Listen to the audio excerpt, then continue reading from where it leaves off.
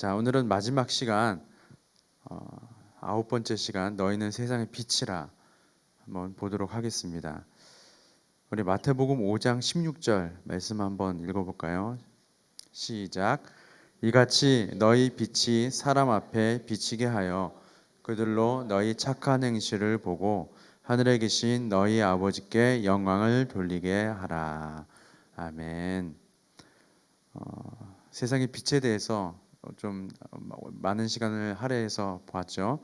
오늘은 마지막 시간입니다. 너희 빛이 사람 앞에 비치게 하라. 빛된 삶을 살라. 그리고 그들로 너희 착한 행실을 보게 하라. 빛된 삶의 목표에 대해서 좀 많이 살펴봤고요. 오늘은 마지막으로 그들로 하늘에 계신 너희 아버지께 영광을 돌리게 하라. 빛된 삶의 이제 목적에 대해서 말씀을 드리겠습니다. 자, 저번 주 내용을 한번 복습해 볼까요? 그들로 너희 착한 행실을 보게 하라. 착한 행실은 이렇게 되고 올바른 정신을 소유하라에 대해서 봤고요. 그리고 올바른 정신을 소유하는 것은 믿음, 올바른 정신은 믿음을 소유하라는 것이죠. 여호수아 갈렙의 예를 들어서 살펴봤고 또 믿음과 이성은 어떤 관계가 있는지에 대해서 살펴봤고요. 그리고 올바른 태도와 올바른 행동과 올바른 정신을 소유하기 위해서 올바른 훈련을 받으라라고 함께 말씀을 나눴습니다. 두 가지 훈련 영역, 또 성품과 사역 훈련에 대해서 살펴봤고 세 가지 훈련 형태, 정규 훈련, 비정규 훈련, 특별히 무형 훈련, 온 세계, 나의 모든 삶의 지경에는 다 하나님께서 나에게 마련해 주신 교실이다, 훈련을 받는 교실이다 하는 것을 보면서 요셉의 예와 다윗의 예를 우리가 살펴보면서 우리가 좋아하는 장소 또 훈련이 있는 것 같은 그런 장소 그런 사람들만 하나님께서 우리를 훈련으로 삼은 게 아니라 때로는 우리를 방해하는 인물들 또 안 좋은 장소들 이런 것들도 다 하나님께서 우리를 빛으로 사용하시기 위한 훈련의 장소 그리고 사람이었다는 것을 살펴보았습니다. 자, 오늘은 마지막 시간으로 그들로 하늘에 계신 너희 아버지께 영광을 돌리게 하라라는 말씀을 한번 보도록 하겠습니다. 그 중간에 한 예부터 한번 보죠. 무디 목사님이 몇몇 청년들과 함께 어떤 집회에 참석했습니다. 이 청년들은 대단히 진지한 신앙을 가진 사람들이었대요. 어느 날 밤 그들은 철야 기도회를 가졌습니다. 그들이 아침에 떠날 무렵 무디 목사님을 만났어요. 그리고 무디 목사님이 그들에게 무엇을 했느냐라고 묻자 그들은 무디 선생님, 우리의 얼굴이 빛나고 있지요 라고 말했답니다. 그러자 무디는 아주 부드럽게 모세는 자신의 얼굴이 빛나는 것을 알지 못했습니다 라고 대답을 했다고 합니다. 예전에 그런 것들도 많이 있었던 것 같아요. 기도원에 올라가서 40일 금식 기도를 하고 내려오신 분들이 굉장히 교만이 충만해져서 오신 그런 분들도 더러 있었던 것 같습니다. 저는 이 예를 보면서 그 생각이 들더라고요. 네. 오늘 말씀을 전하려고 하는 이게 우리가 함께 보고자 하는 내용의 전반부는 뭐냐면 자신에게 영광을 돌리지 말고 누구에게 영광을 돌려야 한다? 하나님께 영광을 돌려야 한다라는 것을 좀 기억하시면서 중심으로 보도록 하겠습니다.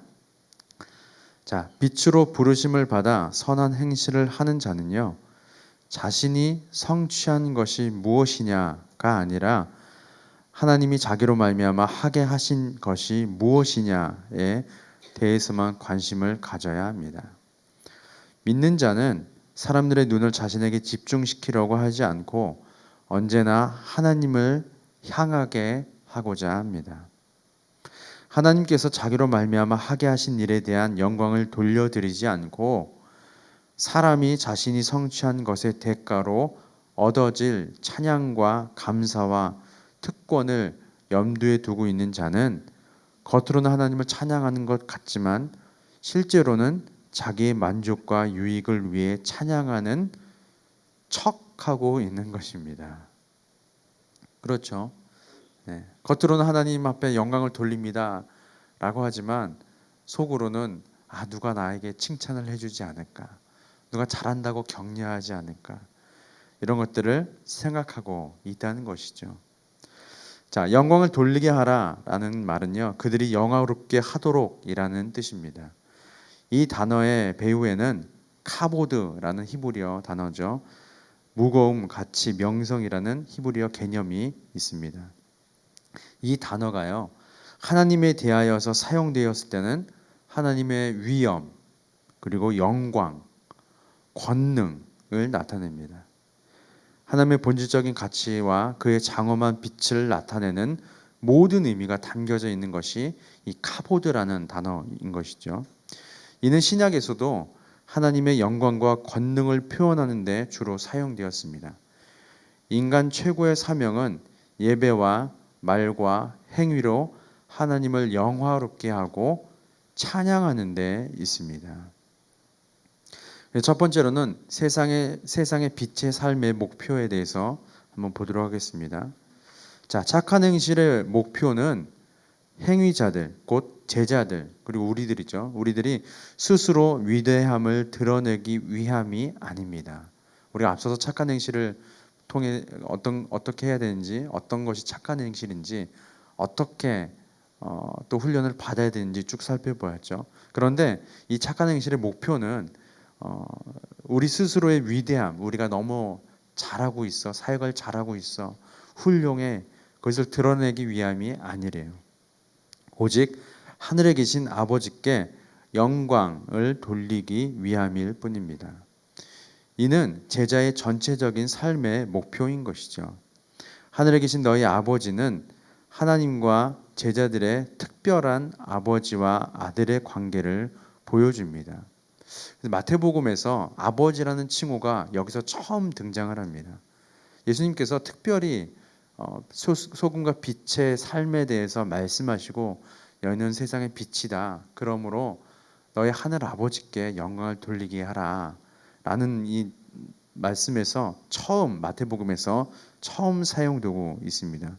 그래서 특별한 아버지와 아들 관계 속에 들어와 있다라는 것을 말씀해 주시는 것이죠.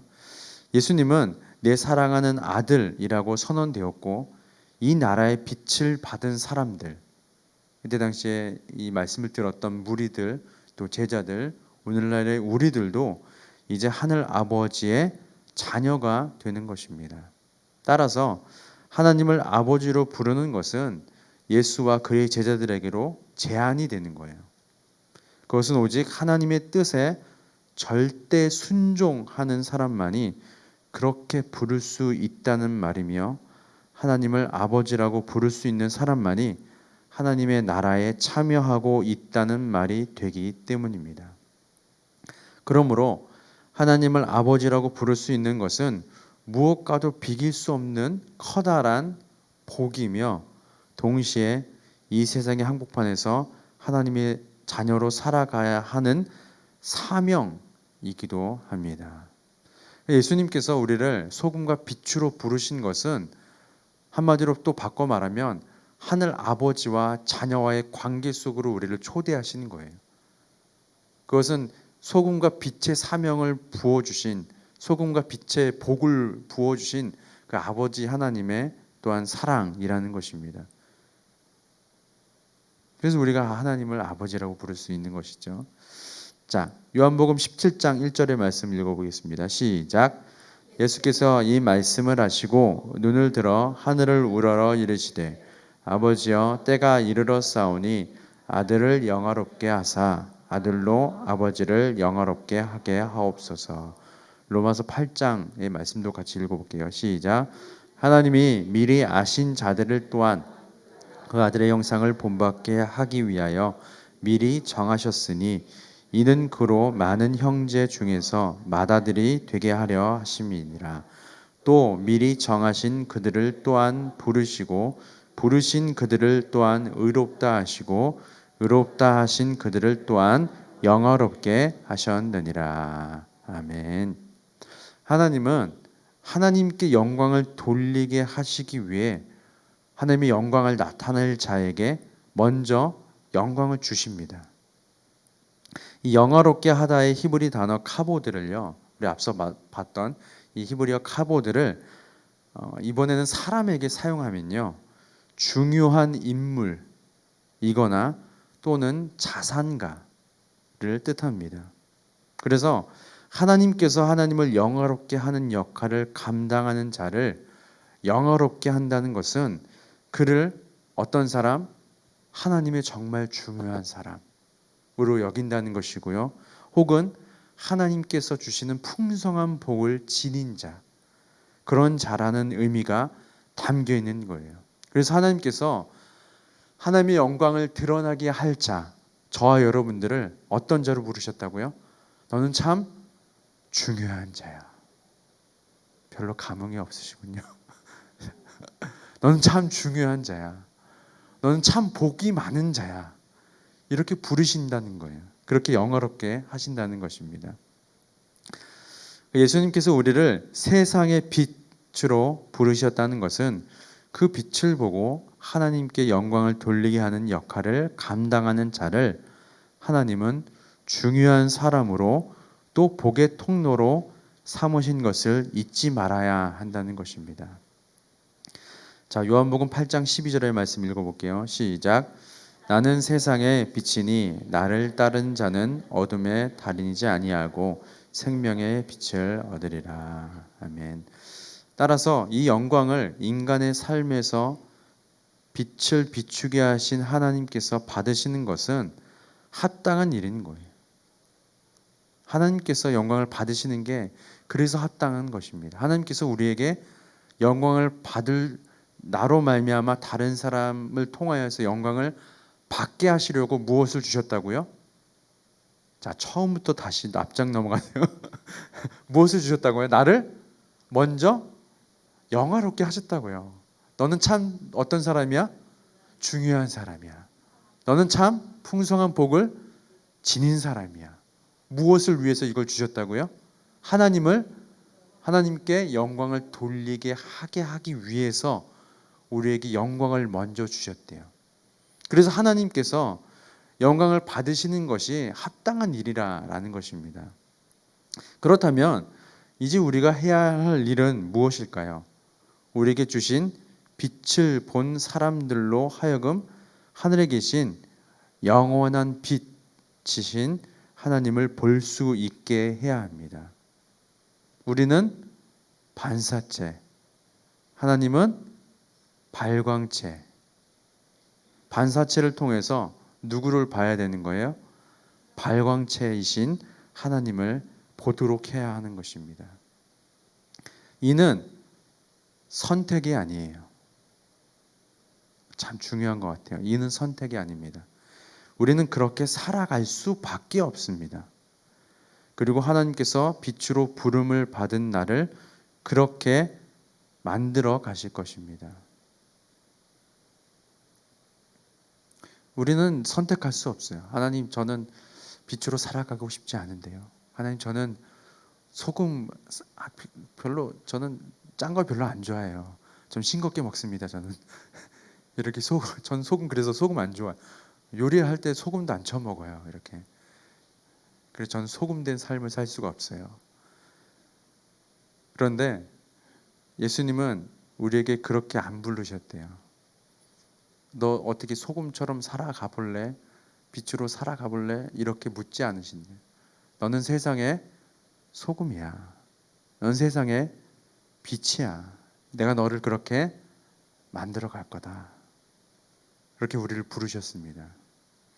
그래서 우리는 끊임없이 그렇게 되지 않으려고 발버둥 치는 것을 멈춰야 돼요. 멈추고 일찌감치 포기하고, 그게 자기 부인이죠. 일찌감치 포기하고 주님 주신 삶대로 살아가야 하는 것입니다. 그것이 예수를 시인하는 삶이에요. 자, 두 번째 한번 읽어볼까요? 시작. 자신의 영광을 위해 살지 말라. 특별히 마태복음 5장에 나오는, 특별히 오늘 읽은 하나님이 하늘 아버지께 영광을 돌리게 하라라는 이 예수님의 말씀은요, 마태복음 6장에 있는 말씀과 참 많은 대조를 이룹니다. 오늘 그것을 좀 중심으로 한번 살펴볼게요. 자, 빛이 등경 위에서 비추는 것과 같이 예수님의 제자들은요, 그들의 빛을 모든 사람 앞에 비치게 해야 합니다. 그 빛이 존재하는 진정한 이유는 뭘까요? 밝히는 거죠. 그렇죠? 즉 모든 사람들에게 무엇을 하고 어디로 가야 할지 보여주는 것입니다. 그것이 우리의 역할이래요. 사람들은 이 빛을 예수를 쫓는 자들의 착한 행실을 통해서 보는 것입니다. 그들을 보고 하늘에 계신 너희 아버지께 영광을 돌리게 되는 것이죠. 이것은 마태복음 6장 1절에서 예수님이 책망하신 사람들의 태도, 즉 자기 자신의 영광을 위해 착한 일을 행하는 사람들의 태도와 대조됩니다. 세상의 빛의 삶을 사는 사람은 자신을 위해서 빛을 발해서는 안 되고 사람들이 그 빛을 보고 하나님을 향하도록 해야 하는 것이죠. 자, 다음 단락 보겠습니다. 인정과 칭송을 받을 때는 옳은 일을 하기가 훨씬 수월합니다. 칭찬은 고래도 춤추게 한다는 말처럼 칭찬이 주는 성취감과 만족감이 어떨 때가 많을까요? 짜릿할 때가 많이 있어요. 그래서 때로는 하나님께 영광을 돌려야 함을 잊어버리게 만들기도 합니다. 이게 굉장히 중요한 말 같아요. 우리가 어떤 사역을 감당하고 특별히 앞에서는 인도자들이 이런 유혹에 많이 빠지는 것 같아요. 오늘 정말 멋졌습니다. 오늘 정말 잘한 것 같습니다. 저를 이제 예를 들면 목사님 오늘 설교 참 좋았어요. 이런 얘기들이 어쩔 때는 참 듣기 좋은 말 같다가도 한편으로는 또 듣고 싶다라는 생각이 들 때가 있어요. 정말이에요. 저는 솔직하게 말씀을 드립니다. 그러면서 한편으로는 내가 이 앞에서 찬양을 인도하고 말씀을 전하면서 궁극적으로 나를 통해서 누구를 바라보게 해야 되는 건가요? 하나님 바라보게, 하나님께 영광을 돌려야 하는 역할을 감당해야 함에도 불구하고 어느새부터인가 알게 모르게 나도 그 칭찬을 또 듣고 싶네 라는 마음이 한켠에서 시작해서 점점 이게 커지는 그런 모습들을 이제 발견하는 것들을 보게 돼요. 그러다가 이제 그런 얘기가 없으면 또 한편으로는 또 섭섭하기도 하고 참 사람이 그래서 교만한 것 같아요. 근데 이게 칭찬이 주는 이 성취감과 만족감이 짜릿할 때가 있거든요. 물론 우리는 서로 칭찬해야 됩니다. 장로님 수고하셨습니다. 집사님 너무 멋져요. 오늘 천사같이 입으셨네요. 이거 정말 필요합니다. 하지만 그것을 칭찬을 받은 사람이 하나님 앞에 겸비해야 되는 건 뭘까요? 이건 내 영광이 아니야. 나를 통해서 하나님 앞에 영광을 돌려야 돼. 라는 마음을 꼭 붙잡아야 한다는 것이죠. 자, 계속 보겠습니다. 우리의 동기가 이기적이지 않다는 것을 분명히 하기 위해 우리는 상을 전혀 생각하지 말고 은밀하게 행해야 합니다. 그러한 행동들은 자기 중심적이 아니라 하나님 중심적이어야 하고 우리 자신을 선하게 보이게 하기 위함이 아니라 하나님을 선하게 보이게 하는 것이어야 합니다. 우리 자신을 위해 어떤 일을 하는 것은 사랑의 희생이 아닙니다. 자, 보세요. 우리가 열심히 사역을 하는데 우리 자신을 위해서 어떤 일을 하는 것을 사랑의 희생인 것 마냥 생각하는 때가 있다는 것이죠. 있을 수도 있다는 거죠. 물론 저희 교회는 절대 그런 분 한 분도 안 계십니다. 다른 교회 이야기입니다. 그런데 그것이 마냥 내가 이 부서에 얼만큼 헌신을 했는데 내가 이 부서에 얼만큼 애를 쏟았는데 알고 보면 겉으로는 사랑이 희생인 것처럼 보이지만 누구의 만족과 유익을 위해 했던 거예요? 자기 만족과 유익을 위해 했던 것인 거예요. 그것을 조심해야 한다는 것입니다. 자, 특별히 마태복음 6장에 보면요, 예수님은 외식하는 자에 대해서 책망을 하시죠. 하나님께 영광을 돌리지 않고 자신에게 영광을 돌리는 자들에 대해서 언급합니다. 구제와 기도, 또 금식, 이 셋에 대해서 말씀을 하시는데요. 이 셋은 하나님께 대한 그들의 순종을 표현하는 데 있어서 중심적인 것입니다. 이 행위들은 모두 하나님을 영화롭게 할 수 있는 것들이에요. 그렇죠? 구제하는 것과 기도하는 것과 금식하는 것, 하나님 앞에 순종하고 또 하나님 앞에 영광을 돌리는, 하나님을 영화롭게 하는 행위들인데, 일부 바리새인들은 오직 자신들에게 영광이 돌아오도록 하려고 그 일들을 행했고 예수님은 이를 책망하셨습니다. 자, 마태복음 6장 1절의 말씀 보겠습니다. 시작. 사람에게 보이려고 그들 앞에서 너희 의를 행하지 않도록 주의하라. 그리하지 아니하면 하늘에 계신 너희 아버지께 상을 받지 못하느니라. 아멘. 자, 이 외식하는 자를 헬라의 의미로 살펴보면요, 나팔을 불다, 나팔을 부는 자라는 뜻이 담겨 있습니다. 무슨 뜻일까요? 자기가 이거 하고 있어라고 나팔 붓고 있다는 거죠. 알리는 거죠. 자신을 주목할 수 있게 하는 행위를 외식하는 자라고 한답니다. 이에 예수님은 구제할 때에는 어떤 손이 어떤 손을 모르게 하라고 말씀하실까요?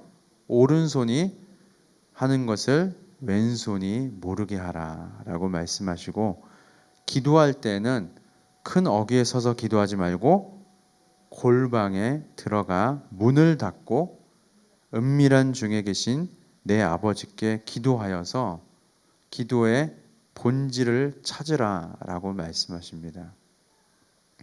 그리고 그 다음에 나오는 내용이 주기도문에 대한 내용이죠. 주님이 기도에 대해서 너희는 이렇게 기도하라라고 가르쳐 주십니다.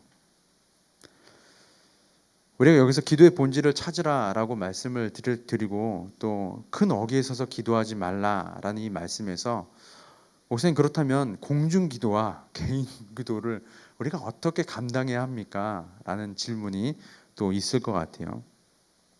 때로는 이제 공중 기도를 할 때 어떤 공중 기도는 저건 외식적인 기도가 아닌가, 하나님 앞에 보이려고 하는 기도가 아닌가 라는 기도가 있을 수도 있죠. 물론 다른 교회예요, 저에게 아니고.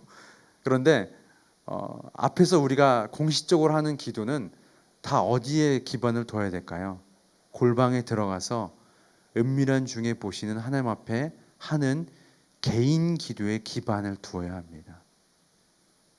공식적으로 기도하는 그 모든 기도의 내용을 들어보면요, 아, 저분이 개인적으로 기도를 많이 하시는구나, 하지 않는구나 다 알아요. 중요한 것은 예수님이 말씀하신 것처럼 사람에게 보이려고 하는 기도, 공식적인 기도도 마찬가지입니다. 사람에게 보이려고 하는 기도가 아니라 그 앞에 서서 하나님 앞에 보이려고 하는, 하나님 앞에 영광을 돌리는 기도를 하는 것이 바람직하다라는 것이죠. 기도의 본질을 그렇게 찾으라라는 것이죠. 자, 계속 보겠습니다. 금식할 때도 마찬가지입니다. 사람에게 보이려고 일부러 슬픈 기색을 띠고 얼굴을 흉하게 하지 말라라고 말씀하시죠. 오히려 머리에 기름을 바르고 얼굴을 씻어서 오직 은밀한 중에 계신 내 아버지께 보이게 하라라고 말씀하십니다. 아, 이것도 때로는 큰 유혹으로 다가오는 것 같아요. 그렇죠? 특별히 우리 이제 앞으로 수련회를 갈 텐데 수련회 갔다 오고 다들 경험해 보셨죠? 청년들 수련회 갔다 오고 여름성경학교 갔다 오면 특별히 그 교사분들과, 물론 이제 많이 힘드세요. 힘드신데 물론 이제 완벽하게 적용되는 적용 부분은 아니지만 그런 모습을 되도록 보이지 말라라는 것이죠. 그렇죠? 금식할 때 또 사역을 감당할 때 오히려 더 기름을 바르고 더 얼굴을 씻고 다니라라는 것이죠. 자, 이제 마무리하겠습니다. 예수님은 우리를 세상의 빛으로 부르셨습니다. 우리는 숨을 수 없습니다. 우리의 본성, 즉 우리 안에 있는 하나님의 나라의 삶이 아직 그 빛을 받지 못한 세상 사람들에게 살아있는 증거가 됩니다. 하나님으로부터 오는 빛과 생명이 선한 역사를 이루는 것이죠. 우리는 우리 자신을 위한 것이 아닙니다. 착한 인식 속에서 우리를 보는 사람들은 우리를 영화롭게 하는 것이 아니라 우리 하늘 아버지를 영화롭게 하는 것입니다. 따라서 하늘에 계신 하나님을 아버지라고 부를 수 있는 특권을 지닌 우리는 그의 특권에 합당한 행위로서 열매를 맺어 하나님을 영화롭게 하는 것이 인생의 목표가 되어야 합니다. 그 중간에 있는 내용은 읽어보시고요. 자, 우리 마지막 시간이니까 전체적으로 한번 아홉 번의 그 시간을 전체적으로 요약하면서 한번 보도록 하겠습니다. 예수님은 우리를 세상의 소금으로 부르셨습니다. 하나님의 형상의 정체성을 분명히 붙잡고 구별된 삶을 살아야 한다. 그리고 온도계가 아닌 어떤 자 온도 조절계처럼 땅을 다스리고 경작하는 자가 되어야 합니다. 그리고 각자 맡기신 땅 어떤 분야이든지 그 땅에 들어가서 복의 근원으로 살아가야 합니다. 그것이 세상, 땅, 얼스의 소금으로 살아가는 삶의 모습입니다. 두 번째로는 예수님은 우리를 세상의 빛으로 부르셨습니다. 우리는 반사체로서 거스르는 세대 가운데 들어가 그 빛을 전해야 합니다. 이는 그 빛을 보는 이로 하여금 착한 행실을 보게 하는 목적이 있습니다. 착한 행실을 위해서 올바른 태도와 올바른 행동과 올바른 정신을 소유해야 하고 이를 위해서 올바른 훈련을 또 해야 합니다. 그래서 결국 하늘에 계신 하나님 아버지께 영광을 돌리게 하는 목표까지 나아가야 합니다. 우리가 9번의 이 시간을 통해서 이렇게 요약을 한번 해봤습니다. 저는 이제 바라기로 우리 맨 마지막 장에 악보 하나 있죠. 요 찬양을 우리가 9번 불렀잖아요. 요 찬양만 기억하셔도 이제 9번의 강의의 내용들이 쫙 생각이 날 것입니다. 이젠 좀 흥얼거리게 되셨죠? 그렇죠? 네, 우리 계속해서 말씀 묵상하시면서 나는 세상의 소금이지 세상의 빛이지 하는 것을 날마다 결단하시고 우리가 있는 땅에서 하나님을 드러내는 저희 여러분들 되시길 소망하고 우리가 만나는 사람들 관계 가운데서 빛의 사람으로 날마다 서나가는 저희 여러분들 되시기를 예수님 이름으로 소망합니다. 이 시간에 기도할까요? 하나님, 우리가 세상의 소금과 빛이라는 주제로 하나님 말씀을 공부하고 또 묵상하는 시간을 갖게 하심을 감사드립니다. 우리가 있는 땅, 하나님께서 우리에게 허락하신 각자의 땅에서 짠맛을 내는 소금으로 부르셨고 또 우리가 사람들과의 관계를 맺는 그 관계 가운데 들어가서 하나님의 영광을 드러내는 빛의 사람으로 우리를 부르신 것을 꼭 기억하여서 우리를 통하여서 하나님 홀로 영광 받아주시고 나를 통하여서 예수 그리스도의 그 복이 흘러가는 놀라운 일이 일어나게 하여 주옵소서. 우리 주님 이름 한번 부르며 기도하겠습니다.